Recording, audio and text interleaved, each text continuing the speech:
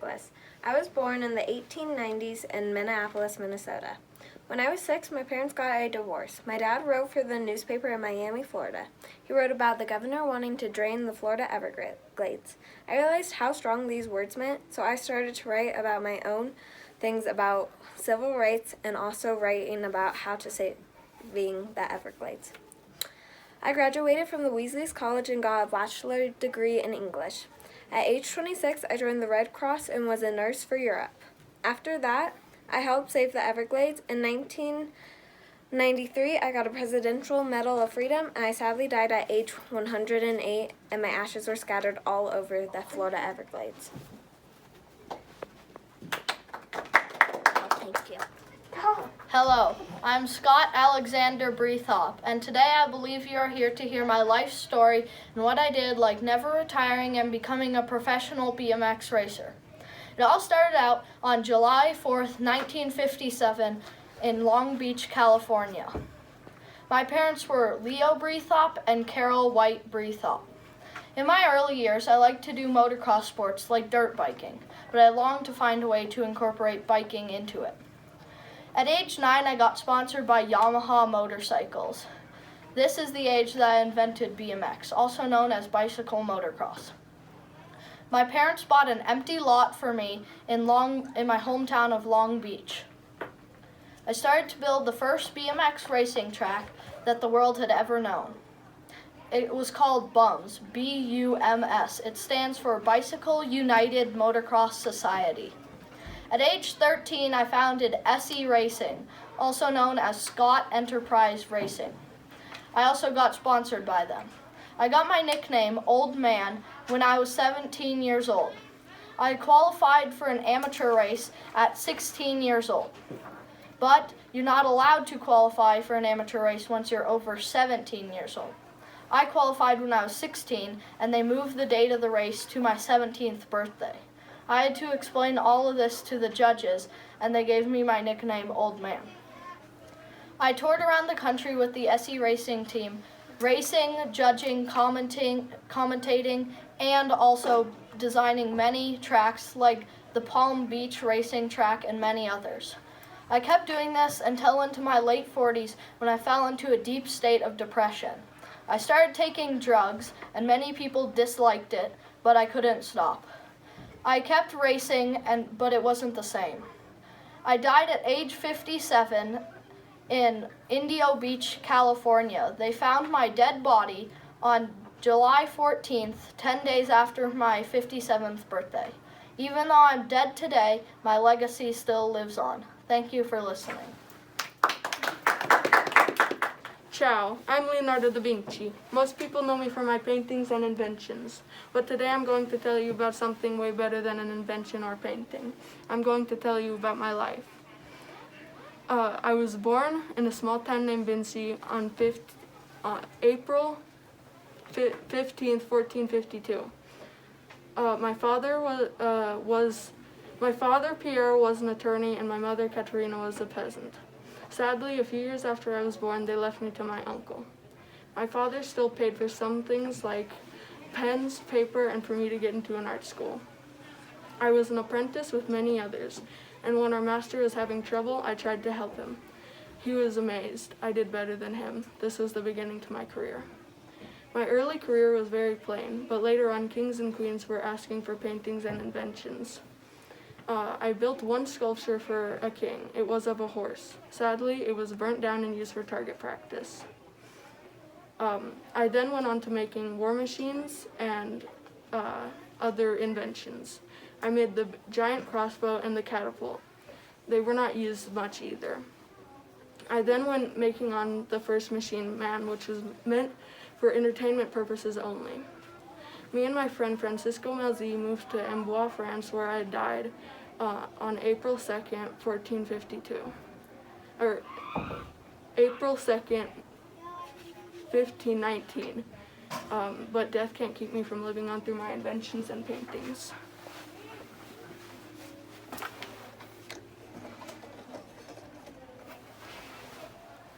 My name is Siddhartha Gautama, or more commonly known as the Buddha.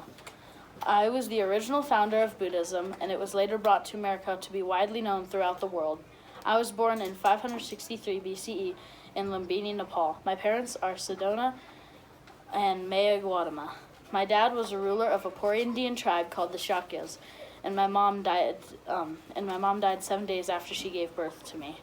35 years later, seated beneath the Bodhi tree, the tree of awakening, I became deeply absorbed in meditation and reflected on my experience of life and determined to penetrate its truth. I finally achieved enlightenment and became the Buddha. After creating Buddhism, I started teaching it to many students that are known as monks. But sadly, at 80 years old, I died of food poisoning by eating spoiled meat. Later, around the 1840s, Buddhism was brought to America by Chinese immigrants coming to America. A great quote that I said before I died was, "We are shaped by our thoughts. We become what we think. When the mind is pure, joy follows like a shadow that never leaves." Thank you for listening. Howdy, I'm Lillian Riggs, and let me tell you a little bit about my life. My parents were Emma and Neil Erickson. They lived on the faraway farm. On February 9th, 1888, I was born in the Fort Browdy Hospital in Arizona. I grew up, my parents had started in 1880. The farm was in Bonita Canyon. I went to Knox College in Illinois. A couple of years later, I got married to Ed Riggs. Ever since I was a kid, I had always loved watching rodeos. There's only men competing, so I stood up for women's rights. I am so glad I stood up for them. Now I can watch them rodeo. But as I got older, I could sadly no longer ride because I couldn't hear, and in 1942 I went blind. And unfortunately, 8 years later, Ed passed away. I was living alone for 27 years. On April 27th, 1977, I passed away at the age of 89. At least I died knowing I made a difference. I may not have been able to compete, but I'm glad others can compete in rodeos. Thanks for listening.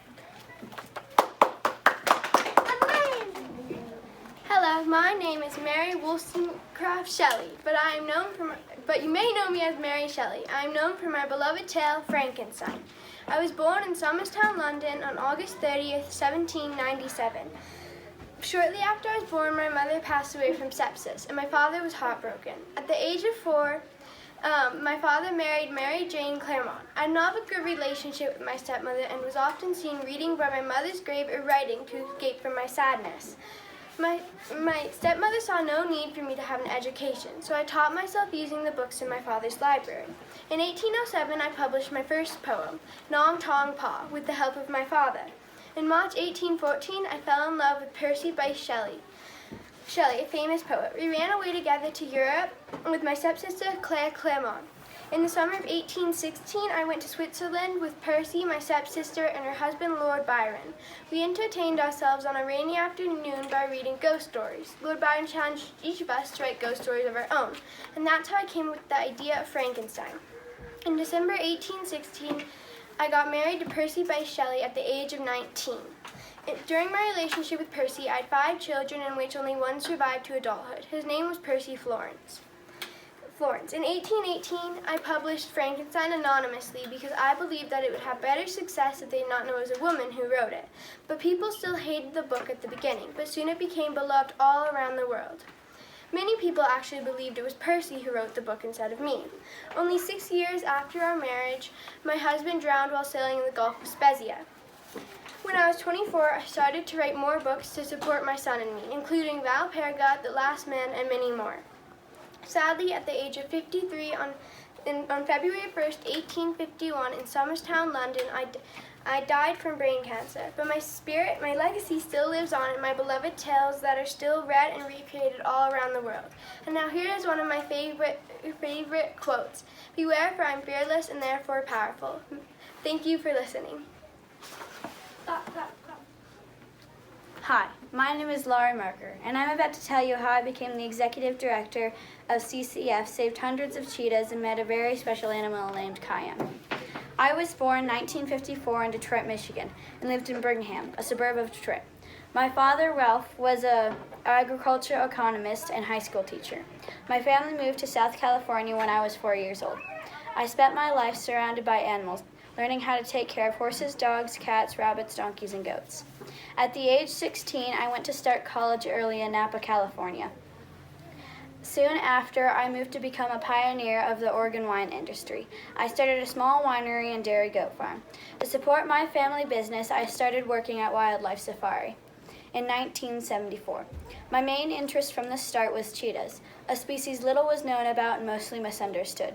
During my 16 years at Wildlife Safari, I helped develop the U.S. and international captive breeding program for cheetahs. Once I was determined to create a cheetah research center, I investigated many locations across the cheetahs range in Africa. After Namibia gained its independence in 1990, those newly founded lands were going to be the foundation of CCF. I raised Kayam from a newborn cub, and together we traveled to South Africa, now Namibia. In 1977, we returned to the U.S. several months later following our successful research project. We traveled all over making public appearances to generate awareness for the cheetah's plight. And now, International Cheetah Day is celebrated in honor of Kayam on December 4th, her birthday. I am still alive to this day, and even though I miss my friend dearly, I am still saving cheetahs in the same place as always, thanks to that one significant cheetah. Thank you. Hi y'all, I'm Wanda Harper Bush. I'm a barrel racer. I was born on October 6, 1931 in Mason, Texas. My old home I miss dearly. My mama is Mrs. Jessie Bush and my pops is Mr. Alvin Bush. I went to school and had to wear pants underneath my dress because my mama would ride a horse to catch the bus for school. I got my first horse at the age of 3 and I've never stopped riding since. I practiced my roping for a while with our goats. I don't want to be boastful, but why I'm famous is because I competed in a lot of professional meets. I won my first barrel race when I was 21 in 1952, then another one in 1953, and won 32 world championships. Did y'all know that I won several different rodeos? Not all of them were barrel racing. Some of them were flag racing, calf roping, ribbon roping, and I was so happy with what I had accomplished. But as the years go by, we pass and we get older. So I retired from barrel racing and I taught little kids on the ranch. But everyone's time comes. On December 29th, 2015, at the age of 84, I died. This is Wanda Harper Bush. Bonjour, my name is Jean Barret. I was born on July 27 in La Comère, Burgundy, France, in 1740, to a day laborer from Loam, who I prefer not to share the name of, and to my mother, who died shortly after my birth. She did not live to tell me her name. I was very poor and could not afford school, so I had to learn with my resources. I live near a wood and I love to explore it. There are many plants there that I grew very fond of. I learned many things with those plants and I decided it was my passion to study them. A few years later, I married a well-known botanist named Philibert Commerson. We would often chat about our love of plants. Then, in 1766, Commerson was selected to be part of Louis Antoine de Bougainville's round-the-world expedition for plants from 1766 to 1769. I wanted to go, but at the time, women weren't allowed on French Navy ships. I was devastated. I told Commerson how upset I was, and we organized a plan. I would dress as a man for 2 years and go by the name of Joan. So on January 2nd, 1766, I boarded the ship, dressed as a man. I sailed for about a year without the crew knowing I was a woman, until we came to the island of Tahiti, where a group of men surrounded me and immediately identified me as a woman. Me and Commerson, who confessed he knew the plan, were kicked off the ship. We were forced to row all 9,877 miles of the way back to France. And when I got there, I was not greeted as a hero, instead a criminal. I was put in jail for 2 years, and shortly after I got out, Commerson passed. And on August 5th, at age 67 in 1807, so did I. But 80 years after my death, in 1885, I was awarded a state pension for my bravery and contributions. And on July 27th, my birthday, in 2020, I was a Google Doodle. And I want you all to know I did it for the plants. And thank you for listening to my story. Once there was a girl who sat on a grassy hill of Ireland. Hello, my name is Gnaini Malay, but you may know me as Grace Malay. I am known for all the battles I've faced and all the oceans I've sailed. I am a pirate. I was born in Umhally, Ireland, 1533. My father sailed the sea a lot. I wanted to go on the ship, but father always said your hair will get caught in the hinges and women are not allowed to board the ship. So, when I was older, I cut my hair and dressed as a boy. I boarded the ship alone. In my 40s, I got a ship called Pirate Queen. I sailed Pirate Queen to Europe. I met Queen Elizabeth. I refused to bow to her. Therefore, I did not speak English, so she could not understand me. In 1566, I got married to Richard the Iron Borky. We had Tybalt and Margaret. I sailed back to Europe. I found out that my son had been stolen by the English. I needed to save him. I was able to impress the Queen so much, I got my son out of jail. I died most likely by Rockfleet Castle, Ireland, 1603. Thank you for listening. Oh wait, listen to this. I am the Queen of the Sea. Hello, my name is Kate Warren. I'm known for being America's first female detective. I was born and raised in Erin, New York in 1833 to Israel Warren and Elizabeth Hobart. I have one brother, Alan Warren. When I was younger, I could not go to school because my parents were having money problems. At the young age of 22, I got married, and only a year later, I received news that my husband had died in an accident. I then became a widow. Not long after, I walked into Pinkerton's detective agency, asking for a job as a detective. Alan Pinkerton had never hired a woman as a detective before, but he was charmed by my manner and decided to hire me anyway. Soon after, I got my first major case to solve a robbery. Upon my arrival, I befriended Miss Maroney, the wife of an expressman who we believed to be a culprit. She soon started to trust me and told me her secrets. We tracked down Nathan Maroney and got back $40,000 of the $50,000 that had been stolen. On February 11th, 1856, I got my biggest case ever. It was a Baltimore plot that President Abraham Lincoln was to be assassinated in. I disguised as a wealthy Southerner, so no one would know it was me. Lincoln was to be ambushed at Baltimore Calvert Street Railroad Station. Alan Pinkerton arranged safe passage to Washington, D.C., which was not easy. After a long ride, we finally got there, and the Baltimore plot had come to nothing. A few years later, I got pneumonia and died on January 28, 1868, at the age of 35, in Chicago, Illinois. Thank you for listening to my detective adventures. Hi, I'm Steve Owen. I was born on February 22nd, 1962, in Upper Ferntree Gully, Australia. My parents were Bob Irwin and Lynn Irwin. My father was a reptile expert and my mother was a nurse. When I was 8, my family moved to Queensland, Australia to pursue my parents' dreams of opening an animal park. We stayed in a small RV for 2 years till my father finished the park. There were lots of injured animals along Australia's roads, and it wasn't hard to fill our hospital. And sooner than later, we had created one of Australia's largest animal hospitals. After the animals were better, we would put them in park till they were ready to be released into a safe place. The park was very successful. We had hundreds of people every day, and soon we had to expand the park to fit all the animals too. Me and my dad went on lots of adventures and caught lots of animals. And one day my parents decided to retire, so they gave me the park. And that's when my adventures started. I went all around the world rescuing animals and starting a few TV shows. My most famous, though, was The Alligator Hunter. I caught lots of animals on the TV series and nearly died thousands of times. Out of all the animals I caught, though, my favorites were the crocs. I loved wrestling with them and having no control over their next moves. One day, my soon-to-be wife came to the park, and she had a love for animals just like me. We talked for a few hours, and then she went back to the States. A few months later, she came back, and we decided to get married. So on June 4th, 1992, I got married to Terry, and a few years later, we had our first kid, Bindi. But that didn't stop me from adventuring and making new TV series.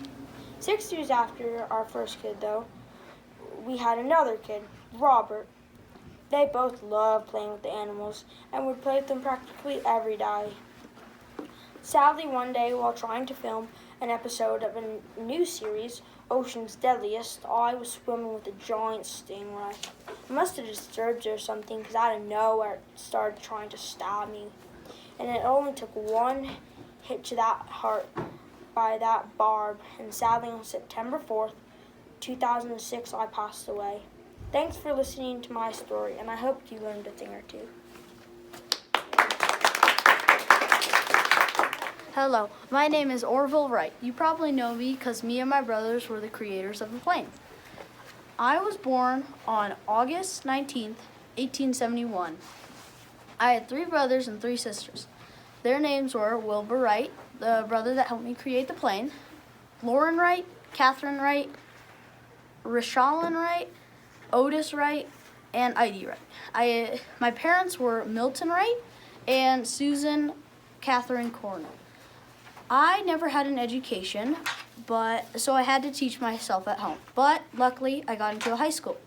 But I never graduated, so I had to drop out. As I grew up, I was never married. But when I was a young adult, we created our first plane. But we needed a place to launch it. We searched for a place, then we found a small town in North Carolina called Kitty Hawk. There were 3 reasons why we picked it. 1, there was soft sand to land our plane. 2, there was wind to fly it. And 3, there was privacy, so we wouldn't have crowds around us. We launched our plane at 1903 off of Kill Devil Hills in Kitty Hawk.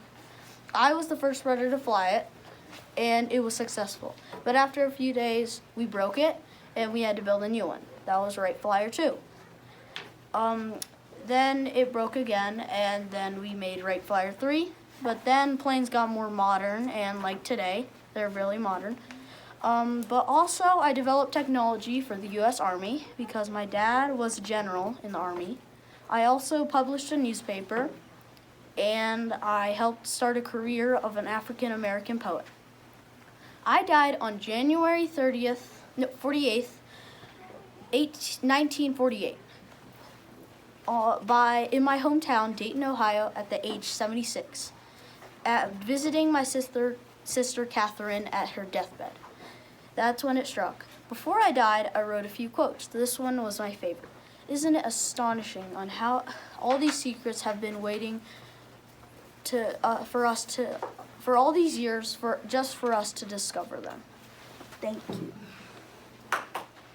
Hi, my name is Irina Sendler. When I was 29, I started saving Jewish children from the Warsaw Ghetto. I helped rescue 2,500 kids. I was born on February 15, 1910 in Ottawa, Poland. I was an only child to Stanisław Szyszynowski, my father, and Janina Szyszynowski, my mother. My father was a medical doctor who was helping Jews who had typhus, and sadly he got typhus and died when I was only 7. When I was 17, I studied law for 2 years and switched to Polish literature at the University of Warsaw. In 1931, when I was 21, I married Mieczysław Sendler. Then in 1939, when the Nazis invaded Poland, hundreds of thousands of Jews were imprisoned in a concentration camp called the Warsaw Ghetto. This was during World War II and the Holocaust. The Holocaust was led by Adolf Hitler and the Nazi Party. He took all the Jews, people of color, and disabled people and forced them into concentration camps. These camps were really bad. There was very little food, water, and no medical treatment. Families were separated and sometimes never saw each other again.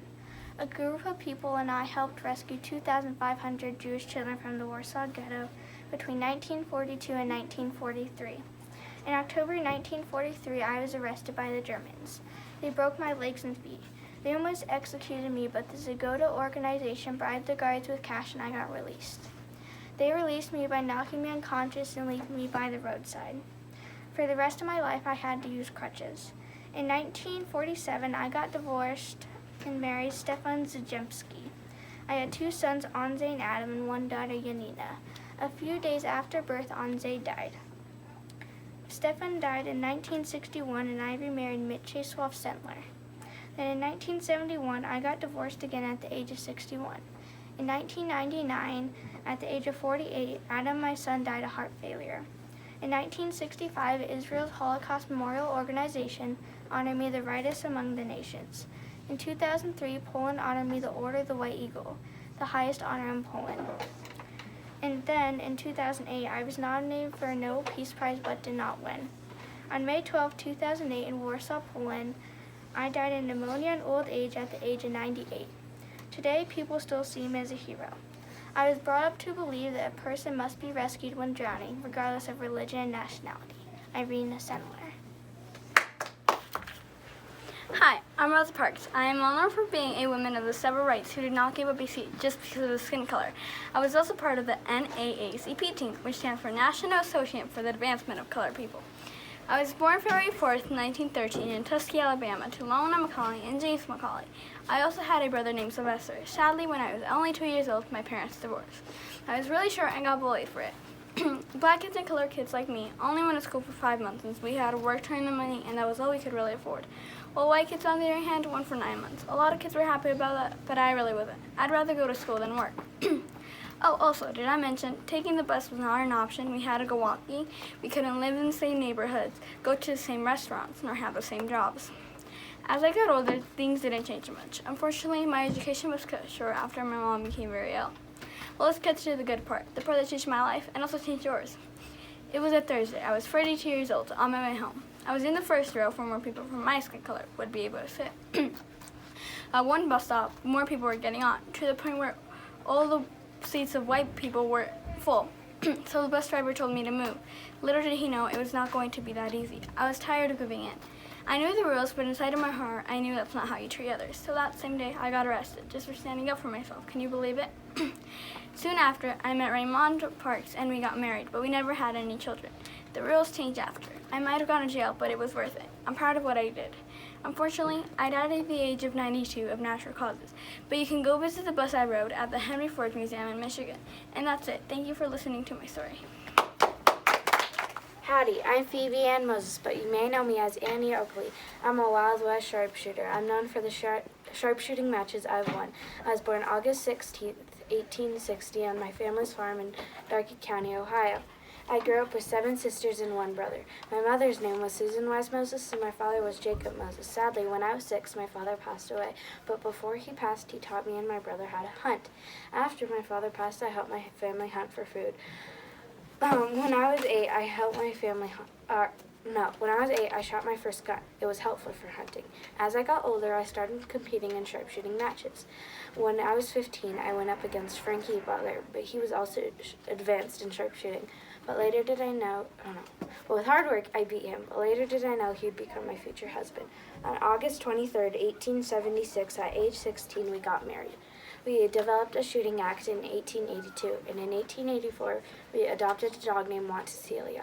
We joined a show called the Buffalo Bills Wild West Show in 1885. We stayed in the show for 16 years while traveling the world, but the funnest fun was when we went to perform in England for Queen Victoria's Golden Jubilee. As I got older, I started to tell people, mostly men, women were capable of shooting a gun and hunting. I was passionate about empowering women and helping children. Sadly, in 1901, I got in a train accident, so I had to retire. I died 25 years later on November 3rd, 1926, when I was 66, in Greenville, Ohio. 3 weeks later, my husband followed my path. He was 79. I'm Annie Oakley, and thank you for listening. Hi, my name is Frida Kahlo. I was born July 6, 1907 in Mexico City. I grew up in Coyoacán, Mexico with both my parents Guillermo Kahlo, Matilde Calderon, and my sister Cristina Kahlo. I attended a preparatory school hoping I was studying medicine, but my bus accident changed my plans drastically. I soon realized I loved art and I was actually really good at it. People consider me as a hero for not letting my agony and disability get in between my paintings. I painted my feelings and people really liked that because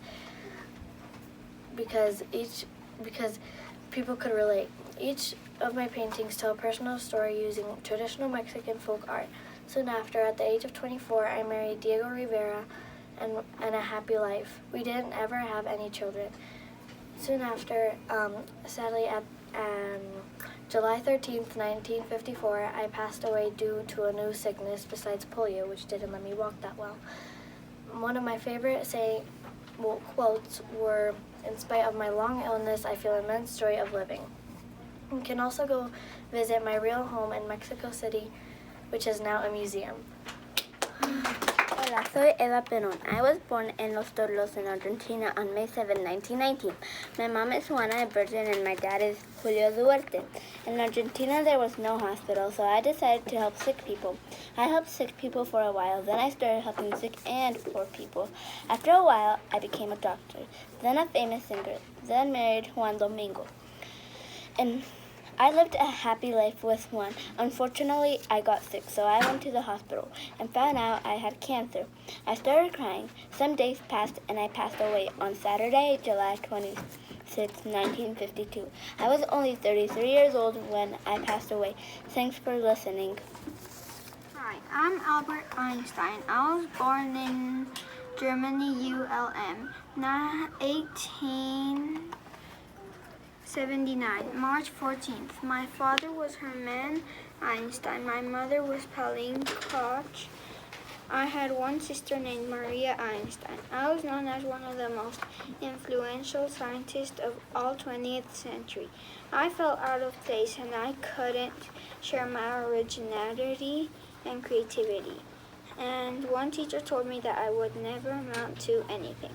I developed classical music as a passion. I went to Swiss Federal Institute of Technology. After I graduated, I got a job for patent office. This gave me time to write papers and come up with what will be known as the theory of relativity. I got married and had 2 sons and 1 daughter, but it didn't work out, and I later got divorced in 1921. I won overall a prize for photoelectric, but I bet you know about my theory and equation E equals mc squared for the atomic bomb.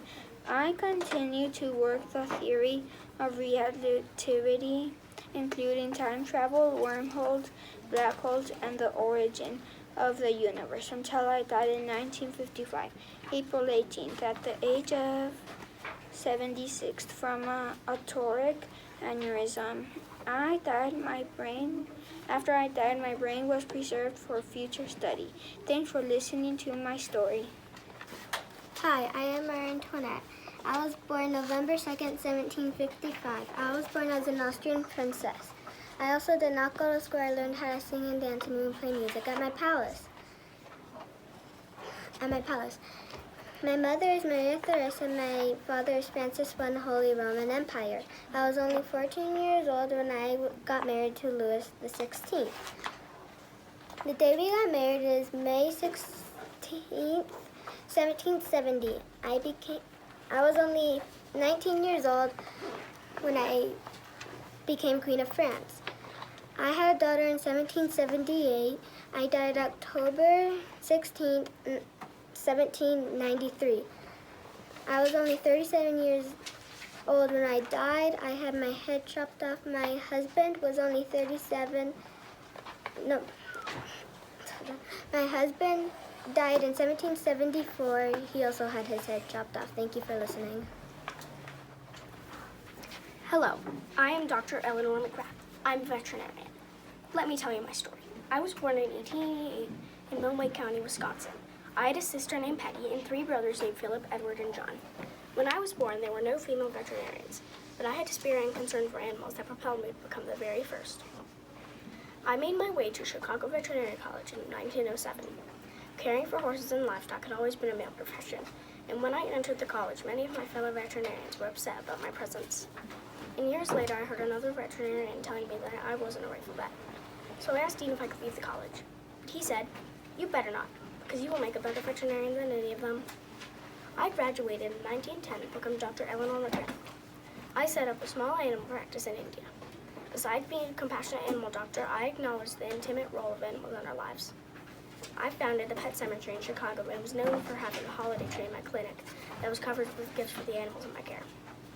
When I married a fellow veterinarian, Dr. Tim Bind, I was even treated to an animal parade, including a dog cart pulling my new husband. I participated in the 1933 Century of Progress World's Fair, contributing to wider public understanding of veterinary science. And I was appointed Assistant Illinois State Vet. I moved to Hot Springs in 1950 and I passed away in 1963. Thank you for listening. I'm Helen Keller. I was born on June 27th, 1880 in Alabama. I died June 1st, 1968. I was 87 years old when I died. My father was Arthur Keller and my mother was Kate Keller, and I had 3 siblings. I was homeschooled by my teacher, Ann Sullivan. I graduated from Radcliffe College. I taught other people that blind and deaf people were the same as people that could see and hear. I wrote 19 books.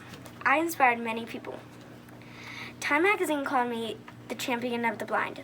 I devoted my life to helping other people who were blind and deaf.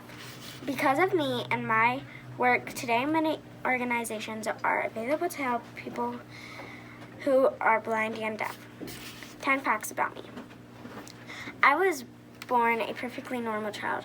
I lost my sight and hearing when I was 19 months old, and I got very sick.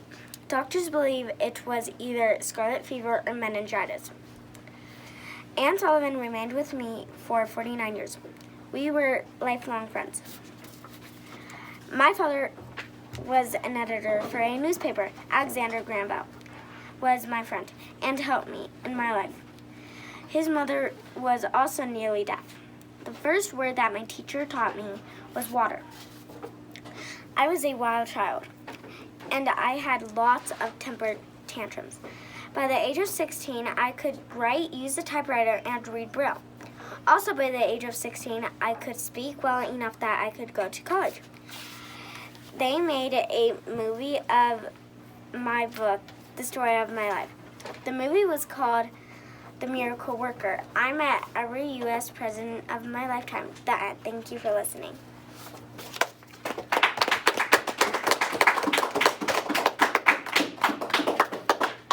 Hello, I am Ruth Bader Ginsburg. I was born in Brooklyn, New York, March 15th, 1933. My childhood was rough, but my mother taught me about independence. My mother died young, age 47, one day before I graduated high school. College was also rough. I was in a room full of boys. The only special title for girls was Mrs. I started to work as a professor. I wrote a book called Civil Procedure in Sweden, the fake author being Anders Berzelius. I was accepted at Rutgers Universities in New Jersey. I was the second woman to ever teach there. I stopped teaching there and started to teach at a different law school. Even with my tight schedule, I was deeply involved in my children's lives. Working from home, I could keep an eye on them, but still found time to do my favorite activities. The ACLU set up the Women's Rights Project after asking me to be the principal author to present Supreme Court. I became a general counsel after winning the case. Then, the following year, I became a member of the ACLU's National Board of Directors. During my time with the Women's Rights Project, there were 6 cases. I won 5. These cases were sex discrimination cases.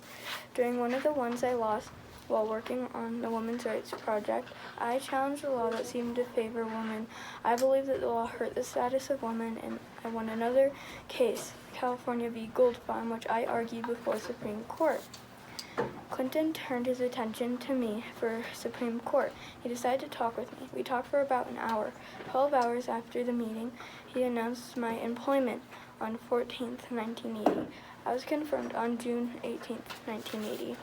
After serving Supreme Court for 27 years, I died on September 18th, 2020, due to complications from metastatic percutaneous cancer. Hello, my name is Queen Elizabeth II. I was born April 21st, 1926. I was born in London, United Kingdom. I met Prince Philip when I was 13. I married Prince Philip when I was 21. We had 4 children, Prince Charles, Princess Annie, Andrew, and Edward. I am still alive to this day.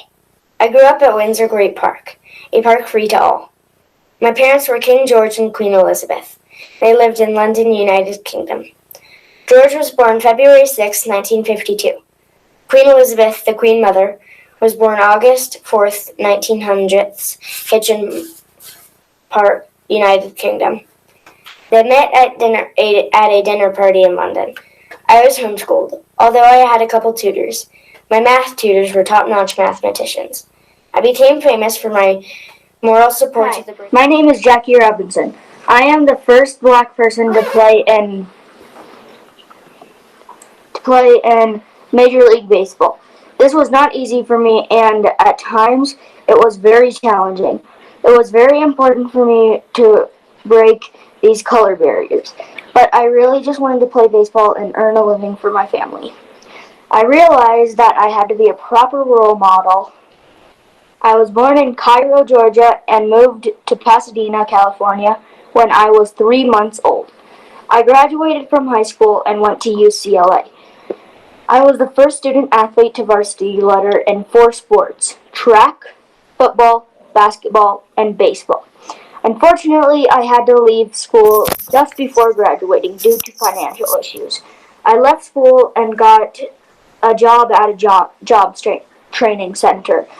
Then I went and played semi-pro football in Honolulu, Hawaii. In 1942, I was drafted into the U.S. Army, and in 1944, I was released with an honorable discharge. At an Army base in Kentucky, he met a soldier who played baseball in the Negro League. The soldier that you could make good money, and the Kansas City Monarchs were looking for good players. I hadn't played baseball in many years, but the Monarchs wanted me, so I started my first game without even practicing. The players were amazing, and the games were super exciting. On August 28th, 1945, Branch Rickey called me to Brooklyn, New York, and offered me a tryout with his organization. I made the minor league team in Montreal and was soon moved up to the Dodgers. At the start of my second season, the rest is history. I opened the door for black people to play in Major League Baseball, and the gates started opening for all professional sports.